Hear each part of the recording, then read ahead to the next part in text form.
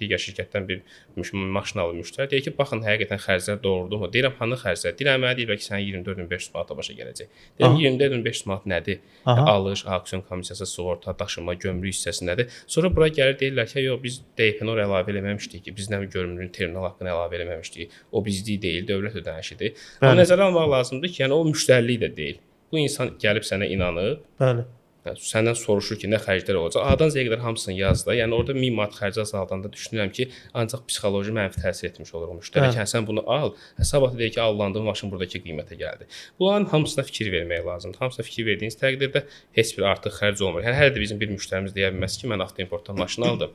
25 min demişlər, gəldi 30 min oturdu. Mümkün deyil. Çünki gömrük kalkulatoru var da, dövlət bunu təqdim eləyib. Kalkulator tam qəpik-qəpik düzgün işləyir. Yəni hal-hazırda dövlət gömrük xidməti düşünürəm ki, ən düzgün və operativ işləyən orqanlardan biridir. Çünki invoice dəyəri nədirsə üzərinə daşınma gəlinir və tam olaraq da mühərrik həcminin kub santimetr uyğun olaraq gömrük xərcləri orada çıxır.